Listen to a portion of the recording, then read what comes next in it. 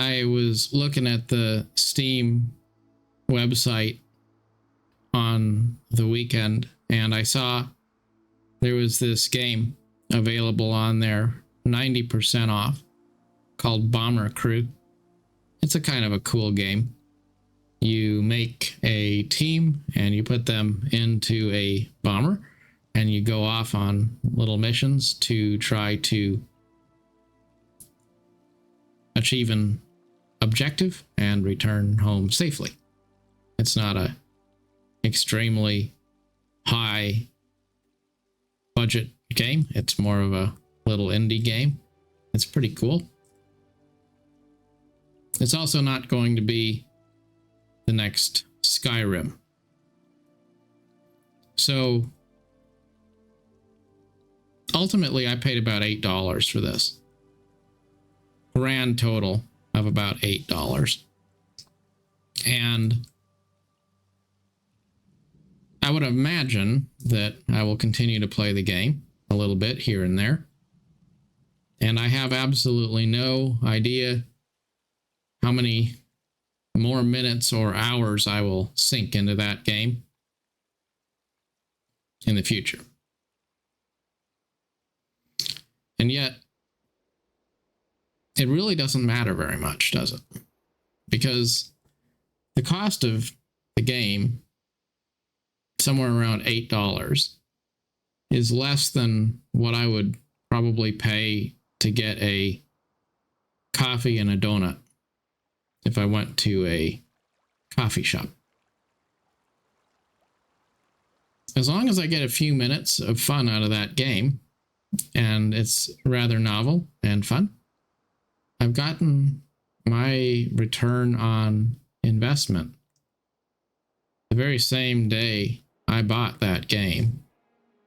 I don't have to sink 400 hours or 4,000 hours into the game to get my money's worth. And what I'm getting at is that we often have a problem with the fallacy of sunk cost. We start to think that because we put money or some sort of initial investment into something, we're therefore obligated to continue to invest more time into it.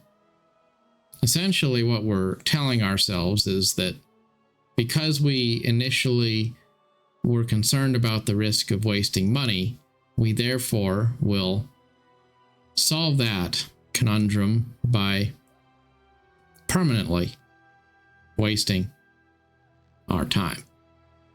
And that's a rather poor way to look at financial investments in things that are ultimately supposed to be bringing us a positive experience. It's okay to have some fun with something and then put it away and be done with it for a while. That is okay.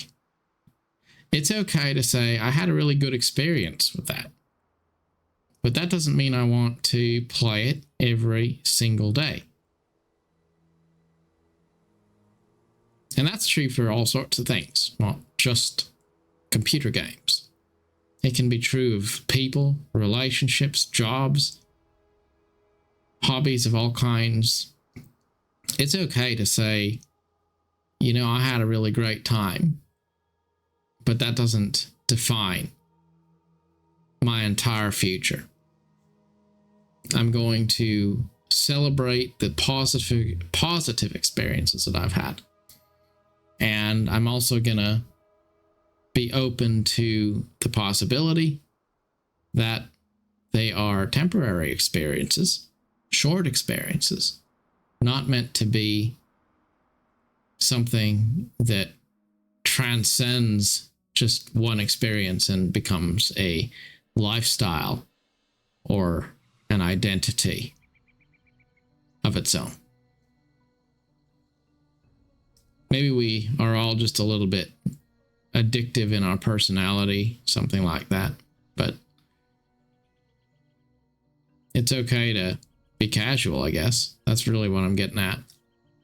Sometimes when you're casual, you don't burn out because other people are all obsessed with things and you just enjoy them, you know? And that's fine. It's okay to just enjoy something purely for its own sake without any expectation of what it means tomorrow.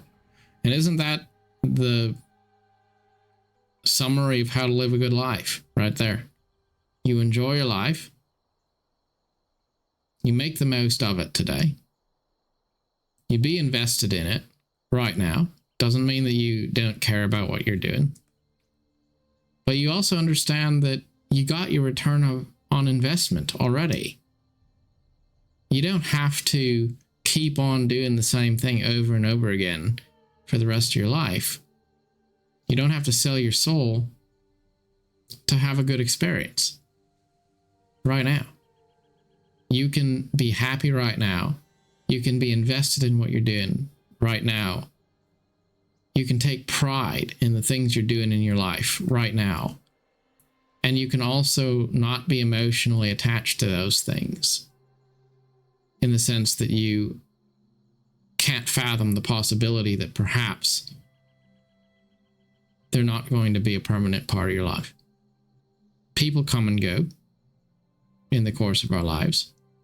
Jobs come and go in the course of our lives. Just about everything in life is temporary for us. And when we get to the end, our lives themselves prove to be temporary. So if we go through life with this attitude that we have to find something permanent, the forever game that you're going to buy, that one PC game that you're going to just play forever, or that one relationship that's going to be everything you ever dreamed of, or that one career that's going to be perfect and enduring from cradle to grave, then you get totally shattered when those things let you down, because turns out they were just things that were not perfect. And you thought that they were supposed to be something more. You see, nature is perfect as it is.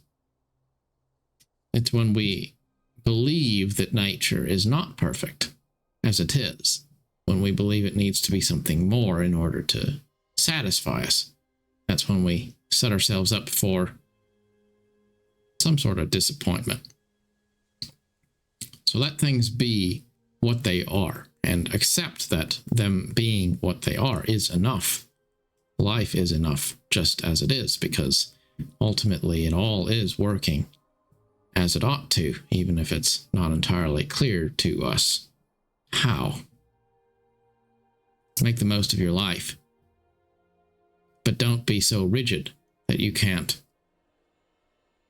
make the most of it if it changes in the future. Till next time, thank you for watching.